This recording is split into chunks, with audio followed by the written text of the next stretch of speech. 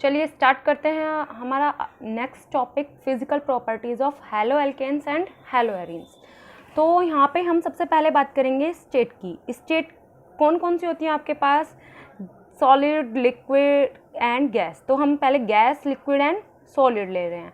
तो यहाँ पे क्या होता है, जो आपका लोअर हैलो एल्केन्स होती हैं वो शो करती हैं गैसियस फॉर्म को, ठीक है, और जो हायर होती हैं, हायर हैलो एल्केन्स होती हैं वो शो करती हैं आपकी सॉलिड स्टेट को, ठीक है। लेकिन जो C18 तक कार्बन होते हैं, आगे C18 तक जो कार्बन चैन होती है वो लिक्विड स्टेट को शो करती है। जैसे आपका क्या है, मिथाइल क्लोराइड है, इथाइल क्लोराइड है, ये सब गैसियस फॉर्म में आ जाते हैं, ठीक है। और जो आपका, अगर हम हैलो एरीन्स की बात करें C6H5 के कंपाउंड्स की, तो इसमें क्या होता है, लिक्विड और सॉलिड दोनों फॉर्म आ जाती हैं, वो बेस्ड होता है उनकी प्रॉपर्टीज़ पर, ठीक। नेक्स्ट बात करते हैं हम इनके कलर की।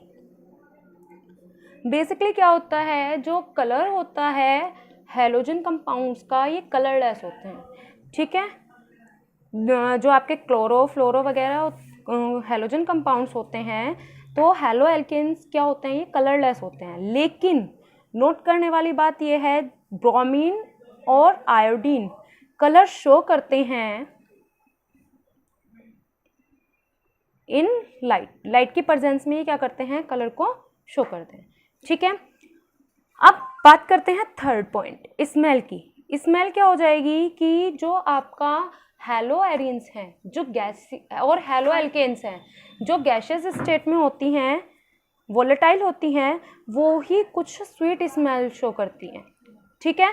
लेकिन जो बाकी के होते हैं, बाकी के हैलो एल्केन्स या हैलो एरीन्स होती हैं, वो क्या करती हैं, कोई भी ऑर्डर को शो नहीं करती हैं, ओके। याद रखना है, स्मेल जो होती है उनकी, वो क्या होती है, टेस्टलेस होती है, स्मेल लेस या टेस्टलेस बोल सकते हैं, ठीक है। अब नेक्स्ट बात करते हैं हम इनके बॉइलिंग पॉइंट की, boiling and melting point. Boiling और मेल्टिंग पॉइंट क्या होएगा कि कोई भी जो कंपाउंड होता है आपका, वो वैन डर वाल्स फोर्सेस से अटैच्ड होता है, ठीक है। आपस में एक दूसरे से क्या होता है, वैन डर वाल्स फोर्सेस से जुड़ा होता है, ठीक। अब क्या है, जो van der Waals force of attraction है आपका, वो डिपेंड करता है किस पर, वेट पर। जितना वेट, ज़्यादा वेट होगा उतना van der Waals force of attraction होगा, और उतना ही क्या हो जाएगा, इसमें उनका जो बॉइलिंग पॉइंट है वो इंक्रीज होना स्टार्ट हो जाएगा, ठीक है। तो जो आपके हायर हैलो एल्केन्स होते हैं, जैसे जैसे उनका क्या होगा, चैन बढ़ती जाएगी, वैसे वैसे बॉइलिंग पॉइंट भी इंक्रीज होता जाएगा, ठीक है। तो हम बात कर रहे हैं, अगर हम यहाँ पे क्या ले लें, कोई भी एल्किल आयोडाइड ले लें, तो क्या होगा, एल्किल आयोडाइड और फिर हायर एल्किल आयोडाइड ले लें, कोई भी ले लीजिए R, और यहाँ पे R', मतलब कार्बन की कोई चैन ले लीजिए, कार्बन कार्बन चैन ले लीजिए, यहाँ पे एक कार्बन चैन ले लीजिए, ठीक है। तो क्या होगा, ये इसका बॉइलिंग पॉइंट ज़्यादा होता चला जाएगा, ठीक है। कैसे, किस फॉर्म में, अभी देखते हैं। जैसे ये डिपेंड करता है सरफेस एरिया पर। अब सरफेस एरिया जितना ज़्यादा होता जाएगा, उतना ही बॉइलिंग पॉइंट इंक्रीज होता जाएगा। क्यों? क्योंकि वहाँ पे फोर्स ऑफ अट्रैक्शन क्या होगा, उनको जोड़े रखने के लिए क्या हो जाएगा, एक दूसरे को जोड़े रखने के लिए एटम्स को, वो इंक्रीज होता जाएगा। अब जैसे हम एक कार्बन चैन ले रहे हैं, ठीक है, और एक हमने यहाँ पे 4 कार्बन लिए हैं, तो ये क्या है, N ब्यूटेन, या आप इसे बोल सकते हैं क्लोरोब्यूटेन, ठीक। और यहाँ पे हमने 4 कार्बन लिए हैं, वो हमने क्या किया है, इसका सरफेस एरिया हमने कम कर दिया है। तो क्या होगा, किसका बॉइलिंग पॉइंट ज़्यादा होगा, बॉइलिंग पॉइंट ज़्यादा होगा आपका क्लोरोब्यूटेन का, क्योंकि क्या है, यहाँ पे सरफेस एरिया ज़्यादा हो रहा है और यहाँ पे सरफेस एरिया कम। तो याद रखना है कि बॉइलिंग पॉइंट इन्वर्सली प्रोपोर्शनल होता है सरफेस एरिया के। जितना ज़्यादा surface area, boiling point inversely proportional.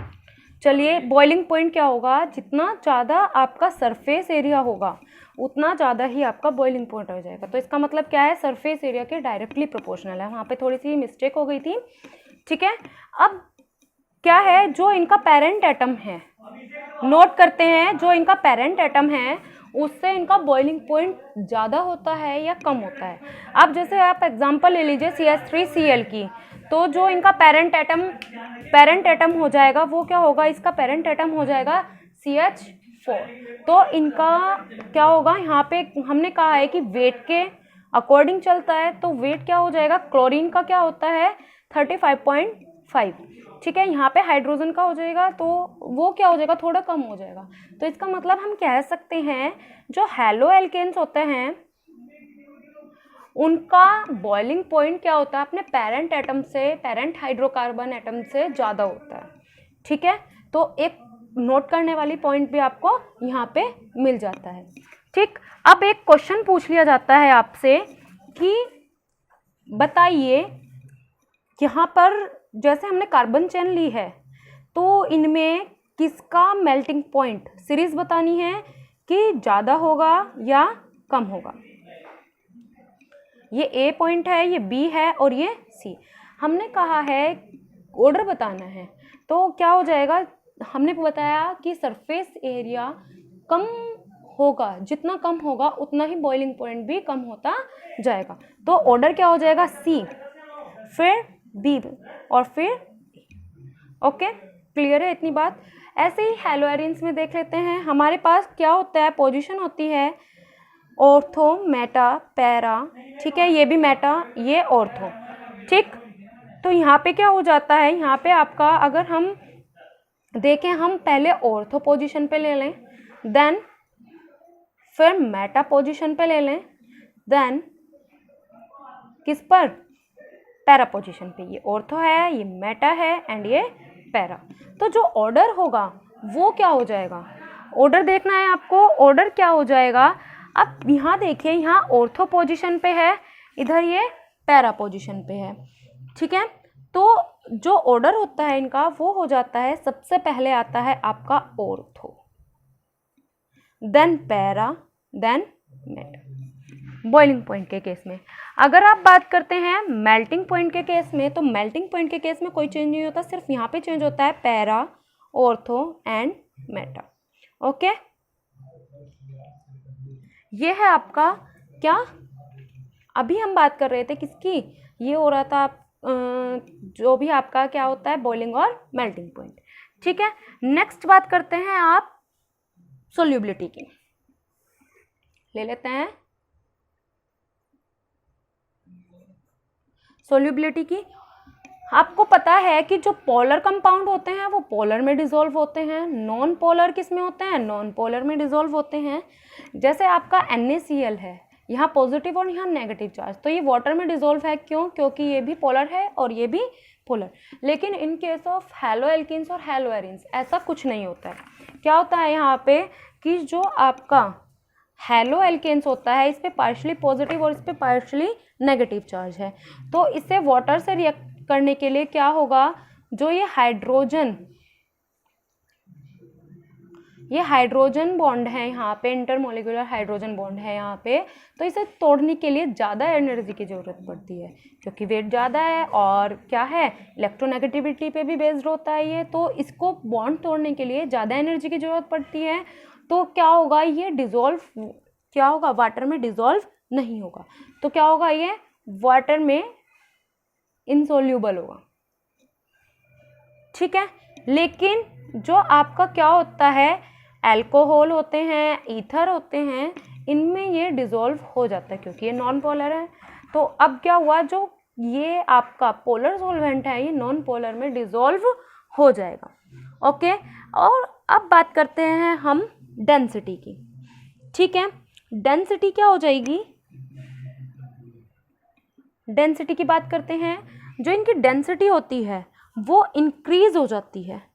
कैसे इंक्रीज होती है, जैसे जैसे इनके क्या होते हैं, यौगिक, जो कंपाउंड होते हैं क्लोरल और ब्रोमीन के, देख लीजिए, क्लोरीन की डेंसिटी ज़्यादा हो जाएगी क्लोरीन, देन ब्रोमीन की डेंसिटी उससे ज़्यादा, और देन आयोडीन की। जैसे जैसे क्या होता है, इनका एटॉमिक वेट बढ़ता जाता है, वैसे वैसे इनकी डेंसिटी इंक्रीज होती जाती है। ठीक है, लेकिन इनका जो डेंसिटी होती है क्लोरीन की और फ्लोरीन की, ये वाटर से लेस होती है। ठीक, तो ये डिपेंड करता है आपका किस पर, कि जैसे जैसे एटॉमिक वेट बढ़ जाएगा वैसे वैसे इनका डेंसिटी भी इंक्रीज होती चली जाएगी। ठीक है, तो और फ्लोरोबेंजीन, अब क्या होता है, हम बात करते हैं अब किस में, हैलोएरिन्स में। तो हैलोएरिन्स में क्या होता है कि जैसे जैसे आप फ्लोरोबेंजीन से, ये आपका फ्लोरोबेंजीन है, किधर की तरफ चलते हैं, आयोडोबेंजीन की तरफ चलते हैं। यहाँ क्या है, क्लोरीन, यहाँ आ जाएगा आपका ब्रोमीन।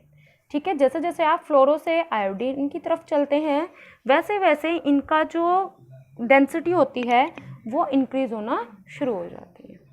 ठीक है, तो आज हमने पढ़ी है फिजिकल प्रॉपर्टीज़, और नेक्स्ट हम बात करेंगे केमिकल प्रॉपर्टीज़ की।